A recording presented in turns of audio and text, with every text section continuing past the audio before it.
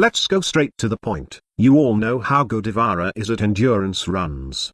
Given with the right build and setup, and this is just one of those setups that will allow you to kill even the most bullet sponge enemy in endgame levels. Take note that I will be showing you my build and setup for the ultimate Huntress, but you can tweak it if you don't like something on my loadout or build. Also, I will be showing a 5-minute footage of my run on T4 Void Survival, just to show you that even level 500 plus enemies have no match for this setup. Okay, let's begin. So this is the setup I used on my solo endurance run. I have the mitre to get rid of those pesky nullifiers, pox to strip the enemy armors, and of course, the Redeemer Prime to kill enemies. I also have a cavern to help Redeemer Prime do some red crits, which perfectly synergizes with my Ivara build, since I'm using the empowered quiver augment for this setup. Now this augment's description is kind of confusing, as it says that it increases your critical chance, but it's quite wrong.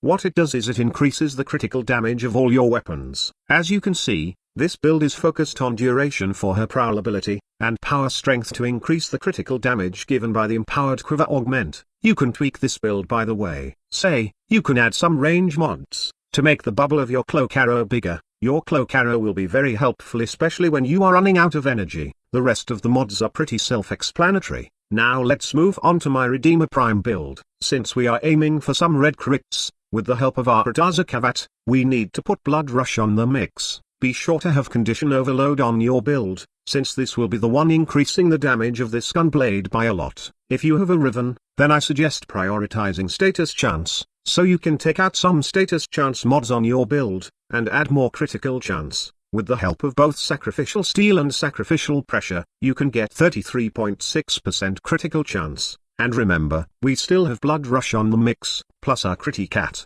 so you can expect to land red crits all the time if you have this kind of setup. Speaking of cats, here's my mod setup for my Daza.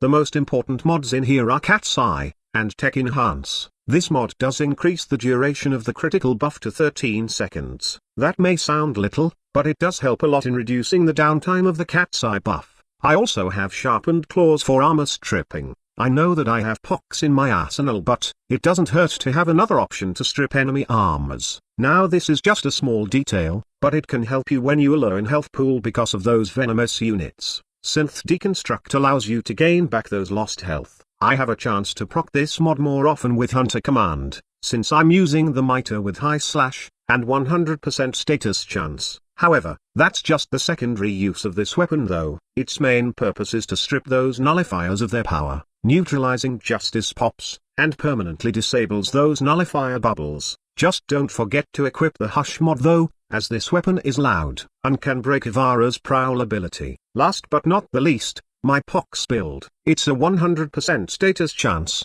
with Corrosive and Blast element. Corrosive for stripping enemy armors, while Blast so that they will stay on the gas clouds of the Pox, and will take all the corrosive proc it dishes. So that's my ultimate Huntress setup. Now here's a little demonstration on how powerful this setup is in real mission. Life support has been replenished.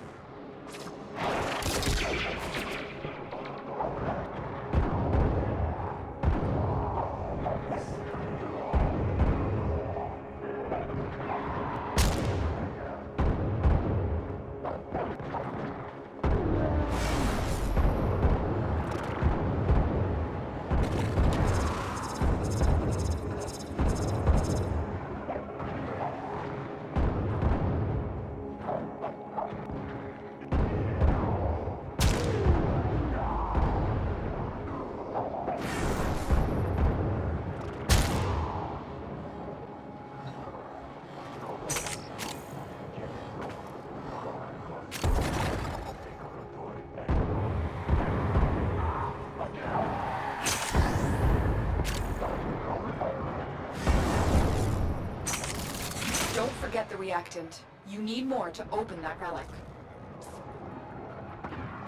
Life support on the way.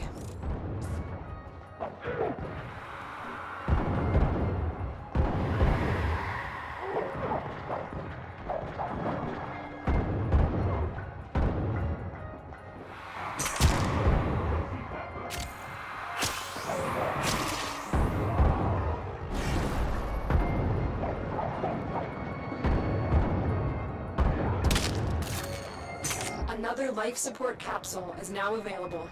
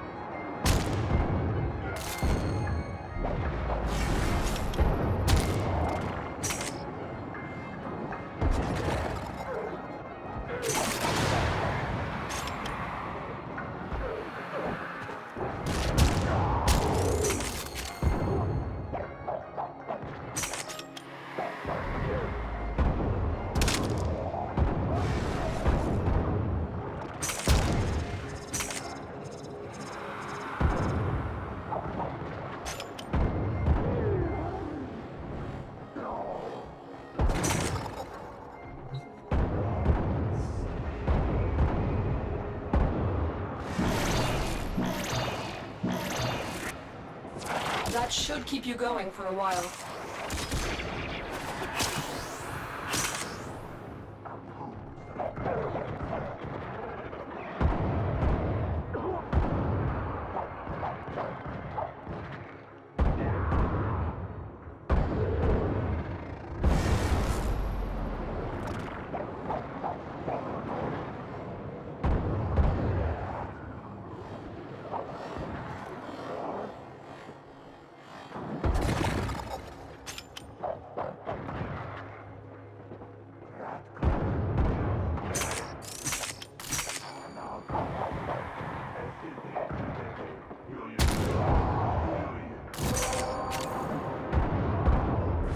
The relic has been cracked open. Finish your mission to find out what's inside.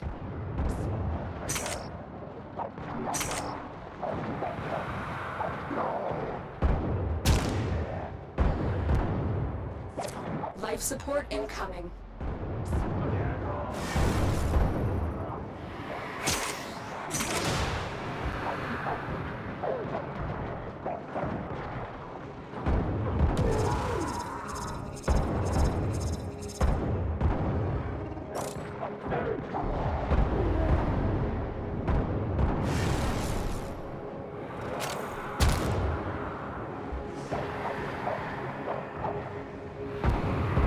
I've delivered another life support capsule.